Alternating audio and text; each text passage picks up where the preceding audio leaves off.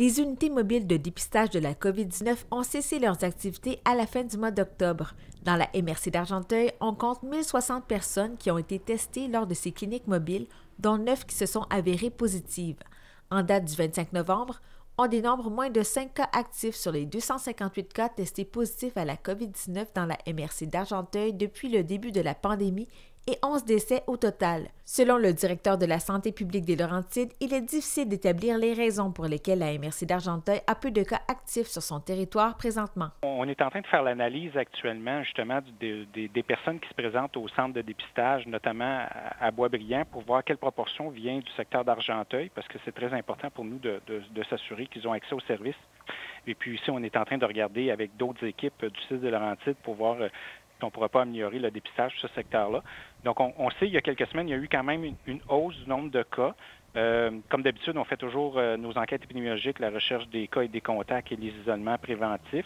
Donc, pour l'instant, ce qu'on peut vous dire, c'est que là, on va regarder parce qu'on a eu quand même une baisse de dépistage un peu. On veut voir est-ce que c'était plus particulier à Argenteuil. Mais là, je ne suis pas capable de vous répondre actuellement. Est-ce que c'est l'effet des mesures? Est-ce que c'est l'effet que les gens qui étaient positifs ont été mis en isolement et leurs contacts? Donc, on est en train de regarder ça. Probablement qu'on va être capable de vous répondre mieux à la prochaine, au prochain point de presse. Bien que la situation soit stable dans les Laurentides, le docteur Éric Goyer ne prévoit pas un changement de palier pour l'instant. On n'est pas au point encore de recommander un changement de palier, bien qu'on surveille la situation à chaque jour avec le directeur national de santé publique, le ministère de la Santé et l'Institut national de santé publique. Donc, c'est trop récent comme observation. Donc, on continue à suivre ça de près. Donc ça, c'est concernant la situation épidémiologique.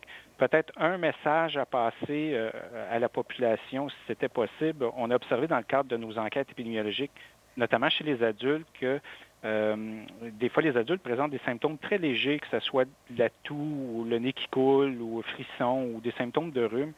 Mais on invite les gens, quand ils ont des symptômes comme ça, autant que possible, d'éviter d'aller au travail ou d'aller à des activités sociales.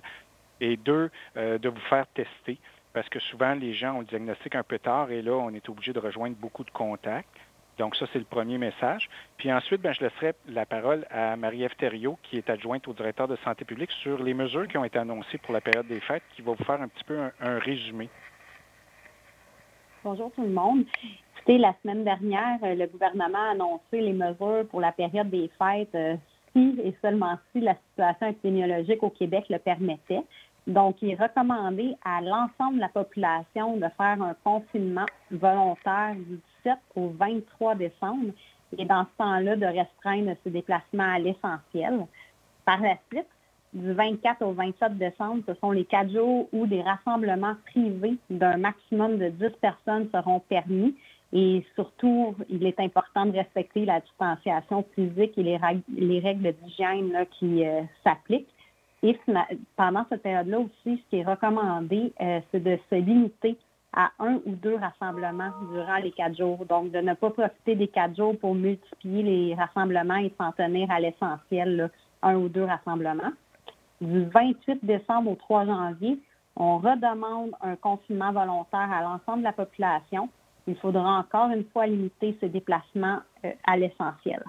Monsieur Legault parle d'un contrat moral qui viserait à assouplir les règles pour le temps des fêtes afin de briser l'isolement qui peut être vécu par certaines personnes, tout en limitant le plus possible la transmission et la contagion. Alors, il va y avoir des mesures qui vont être annoncées au cours des prochains jours sur les visites en CHSLD. Il va y avoir des mesures plus spécifiques sur comment recevoir aussi en ayant le plus de balises possible pour restreindre la contamination. Le directeur de la santé publique des Laurentides a précisé les consignes sanitaires à respecter lors du temps des fêtes. Premièrement, ce que je vous dirais, c'est de voir un peu vraiment, de respecter le nombre de personnes. Puis oui, même si pendant 4 jours, on peut visiter nos proches, de quand même pas faire exprès pour voir beaucoup de monde durant cette période-là. Donc ça, c'est la première. 2, je vous dirais, respecter, on le sait, il y a des personnes aînées qui sont un peu craintives. Moi, j'en ai eu des échos, là. Même si c'est Noël, même s'ils veulent voir leur famille, veulent voir leurs petits-enfants, il y en a qui sont quand même craintifs. Donc, de respecter ça. Puis oui, ça peut paraître, les mesures que vous avez dit, c'est exactement ça, c'est-à-dire éviter des repas type potluck, là, où chacun amène quelque chose, là, puis les gens partagent. Donc, d'essayer d'être prudent dans la façon que les repas sont servis, c'est-à-dire que ce soit une personne, éviter que tout le monde utilise les mêmes ustensiles, des choses comme ça. Ça paraît, c'est très compliqué, mais dans le fond, c'est juste d'utiliser un peu son jugement pour éviter justement le plus possible les contacts. Puis oui, c'est pas dans nos coutumes, mais si on est avec des gens vulnérables, ben éviter. Mais sinon, le port du masque pourrait être recommandé, même si c'est pas dans notre culture. Surtout quand on a des gens plus âgés dans notre famille.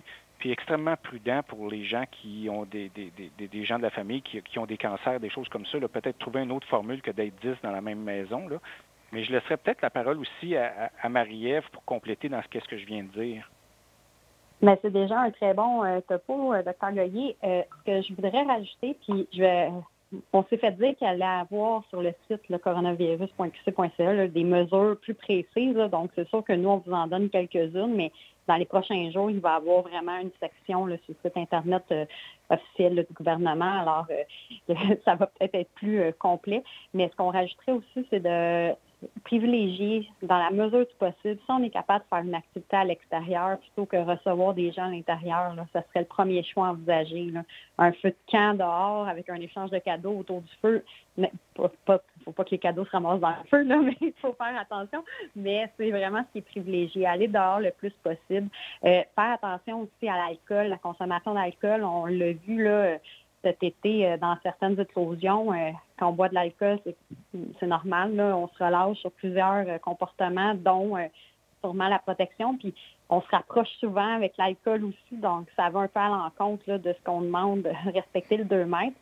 Et Dr. Goyer l'a mentionné, le masque, là, de ne pas être gêné de le porter. Là, c'est sûr que ça fait bizarre. C'est comme si on n'avait pas confiance aux gens, qu'on arrive dans une maisonnée avec notre masque, mais c'est vraiment, on le sait surtout dans un contexte de 10 personnes autour d'une table, c'est difficile, le vrai 2 mètres, donc de ne pas hésiter à le porter, là, le couvre-visage.